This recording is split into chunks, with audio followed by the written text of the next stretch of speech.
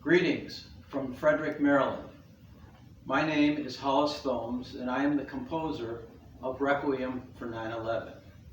I am also the father of the conductor of Dakota Pro Musica, Dr. Jason Thoms.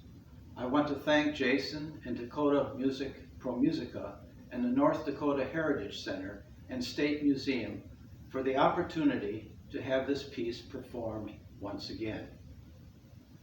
We all know where we were when the 9/11/2001 tragedy occurred. We were all blindsided by this tragedy, and suddenly, without warning, our country was traumatized. I remember where I was, and you probably remember where you were back then. I was principal of an elementary school in Southern California, and remember being in the bathroom of our home shaving before school when my wife Jacqueline said, "You need to come and see this." The image of the tower smoking and then collapsing was surreal and unforgettable. Everything had suddenly changed. While over the past 20 years, we as a world, nation, and individually have had many other tragedies to deal with, including the present coronavirus pandemic, still the memory of 9/11 lingers. To me, the Requiem for 9/11 is a reminder that tragedies can occur suddenly and without warning. We experience this as a world, as a nation, and individually. We have all had our own personal 9/11 tragedies. So, this Requiem still has a message of comfort and hope 20 years later. It wasn't until a year after 9/11 attacks that I began to work on a piece reflecting on the significance of 9/11. As was the case, every day after principal work in Southern California, I would go on my 4-mile run through Glendale and sometimes stop at a bookstore at the halfway point of my run to look at books. On one occasion, I came across a new book in 2002 entitled September 11th, 2001, American Writers Respond. And here's that book. Later in the day, after showering and getting more presentable, I went back to the store and bought the book. I immediately began to read through the poems. From the collection, I found 5 poems that I thought would form a song cycle. Diane Seuss's Falling Man, Lucille Lang Day's Strangers, Rachel Vigier, Burnt Ground, David Mason's A Survivor, and Aliki Barnstone, Making Love After September 11th, 2001. The theme of falling emerged, and I decided to end the cycle with Rainer Maria Rilke's famous poem, Herbst, which I had set to music years before as the last movement of an organ work I had written in 1976 for my wife, Jacqueline. The Rilke poem vividly described the falling of leaves and the falling of us all, yet there was one who holds us, as we all fall, gently in his hands.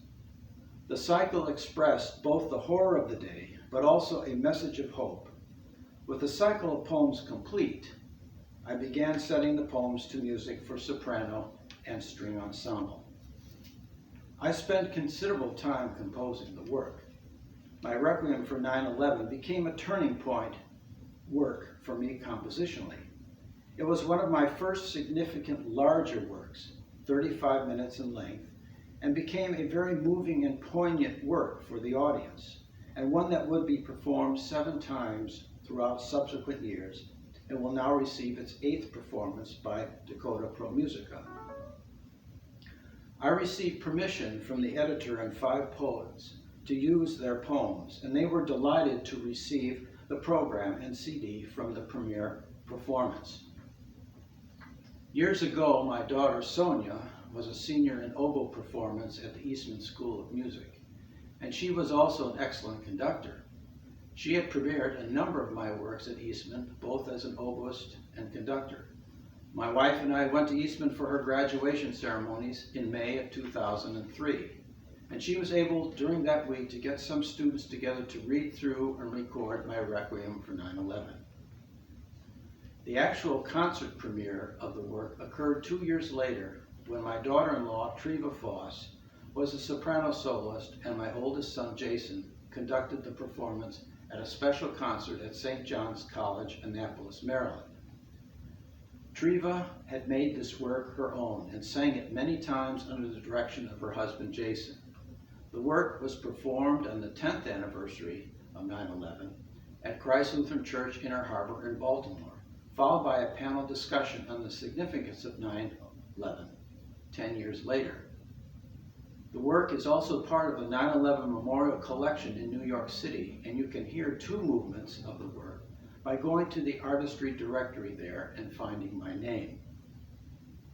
The unexpected death of my daughter-in-law Treva last year gives special poignancy to this performance by Dakota Pro Musica.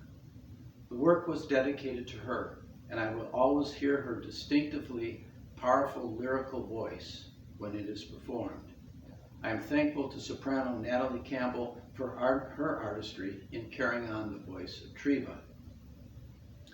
We cannot just remember the devastating images from that horrible day. It isn't enough to just recall and re-experience, though the first 5 movements based on these extraordinary poems do just that. There needs to be some sort of redeeming and renewing message that transforms the 9/11 experience from a tragedy to one of hope and faith. The Rilke poem, Herbst, does just that.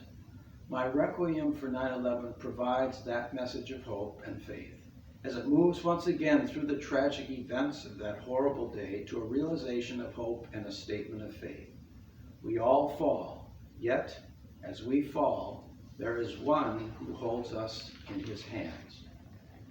My hope is that as this Requiem for 9/11 musically moves through the experiences of that unforgettable day, that you find at the end of the piece that hope and faith that carries you forward into a meaningful and joyful future.